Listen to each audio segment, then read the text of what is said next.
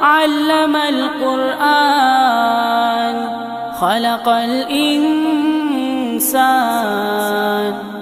علمه البيان